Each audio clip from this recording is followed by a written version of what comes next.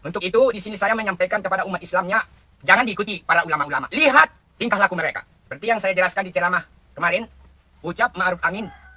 Mari kita sama-sama merenungi sudah hampir 20 tahun PKI dipupuk subur di negeri ini. Penghidup PKI di negeri ini pertama, Gus Dur dari Nahdlatul Ulama. Seperti yang saya sebutkan di ceramah kemarin, ma'ruf amin pernah menjabat sebagai orang penting di MUI, Majelis Ulama Indonesia. Di luar saja. Kalau di dalam hatinya, bukanlah beragama Islam. Kalau betul-betul dia beragama Islam, tidak akan sanggup berucap, Indonesia ini tidak akan ada maju-majunya karena penduduknya mayoritas Islam. Ini ucapnya. Karena apa? Johirnya saja dia, penampilannya saja dia Islam. Tetapi hatinya si iblis yang nyata. Jadi para ulama-ulama, sesudah datangnya penyampaian saya melalui kitab suci Al-Quran, mereka telah mengetahui kebenaran hatinya. Tetapi sangat ingkar terhadap kebenaran karena Al-Quran akan mengulangi kepada mereka, yaitu ingkar terhadap perintah dari Allah kepada seorang hamba. Sebenarnya saya hanyalah menyampaikannya kepada kamu. Kalau saya bukan pintar, kan ada kuasanya. Secara tidak langsung, Allah lah yang menyampaikan kepada kamu. Tetapi kamu menghujat saya. Yang kamu hujat saya, tujuannya Allah yang kamu hujat. Mengapa demikian? Merubah ajaran-ajaran para ulama-ulama ini sudah susah. Sudah mendarah daging seperti yang saya sebutkan tadi.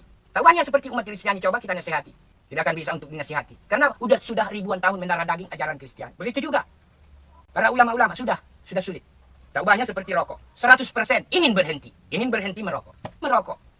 Untuk menyakiti diri kita sendiri. Kita mengetahui ini mengandung beracun, mengandung penyakit. Tetapi mengapa tidak bisa? Ibarat seperti inilah terhadap ulama. Jadi saya merokok dulu. Susah untuk memberhentikan merokok.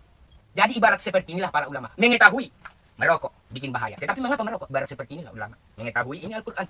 Kitab yang benar. Benar firman-Nya. Dan benar pula firman Allah di dalam. Dari mana kamu bisa menghindar? Seperti rokok inilah kamu. Susah. Ini saya susah. Saya mengetahui rokok ini. Buat apa dihargai para ulama-ulama? Tidak perlu dihargai ulama-ulama. Saya akan tetap menghina kamu. Karena kamu sudah dihinakan oleh Allah. Saya hanyalah menyampaikannya saja. Yang menghinakan kamu Allah. Saya menyampaikannya saja kepada kamu. Kepada para ulama-ulama sedunia, terutama ulama-ulamanya di negeri ini. Kalau betul-betul kamu menegakkan agama, kamu tidak akan berani membuat cap logo MUI-MUI-nya di bahan makan makanan yang ada di negeri ini. Tidak akan mau. Dan begitu juga daging babi siap diedarkan, disulap. Lebih dari 6.000 kilo daging babi disulap menjadi daging sapi di Bandung. Kamu mengetahui ini, tapi kamu membiarkannya. Kenapa? Karena kamu bukanlah beragama Islam.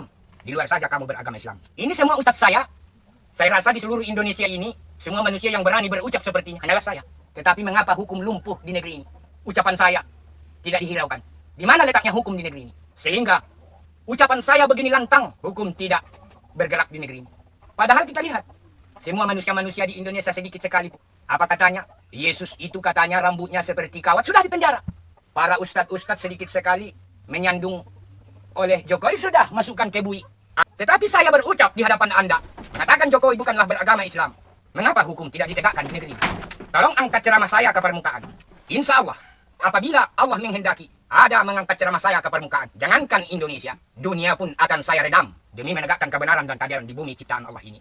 Penghalang utama ceramah saya agar tidak terbeber ke permukaan adalah Ratu Gunung Kidul. Ini perintah pertama yang didengarkan oleh para ulama-ulama dan begitu juga Jokowi. Padahal tujuan dari ceramah saya, jangan kamu anggap negara Israel itu negara kuat. Kalau Allah menghendaki dan Allah telah menyampaikan kepada saya, di sini letak kelemahan negara Israel. Cukup satu ayat saja untuk meluluh lantakkan negara Israel. Jadi negara Israel itu, apabila ceramah saya ditanggapi, kita lihat saja nanti negara Israel. Ubahnya seperti roda. Seperti yang saya katakan ibarat perjalanan matahari.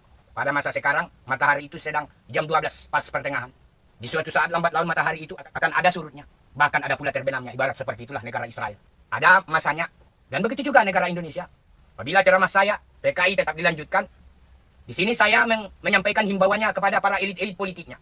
Di beberapa pulau-pulau di Nusantara ini. Seperti di Pulau Sumatera, para elit-elit politiknya, yaitu para DPR RI-nya.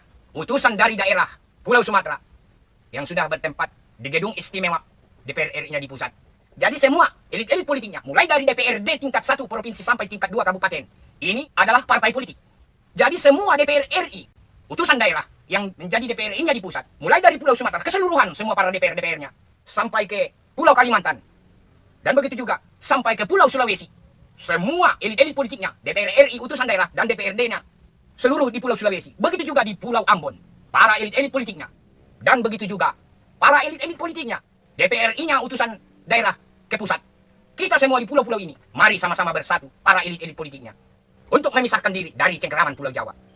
Dan begitu juga, Soekarmadi Marijan Kartosuwiryo, yaitu di Jawa Barat. Silakan kamu, lanjutkan cita-cita Kartosuwiryo.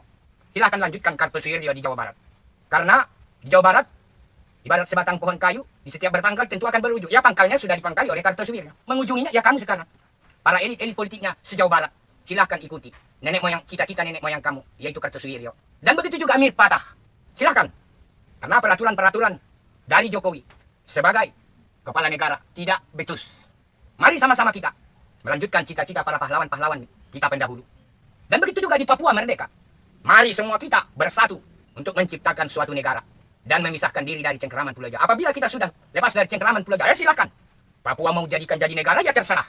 Perintah nomor 1. Yang penting lepas dari cengkeraman Pulau Jawa. Apabila sudah lepas, silakan. Aceh mau jadi negara, ya silakan.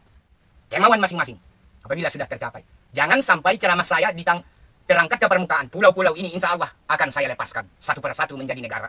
Jangan sampai ceramah saya ditanggapi seseorang. Cukup satu orang saja mengangkat ceramah saya ke permukaan. Pulau-pulau ini akan saya pisahkan dari cengkeraman Pulau Jawa.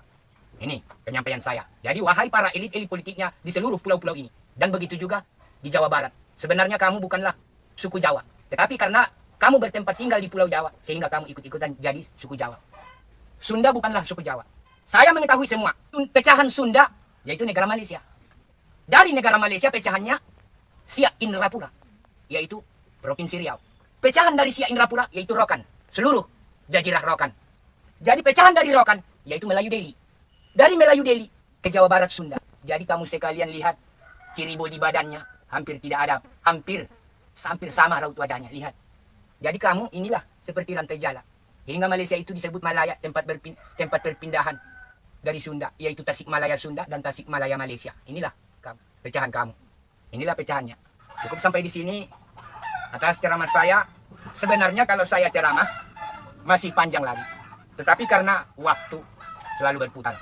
Jadi untuk itu di sini saya mohon undur diri. Asyhadu an la ilaha illallah wa asyhadu anna Muhammadar Rasulullah.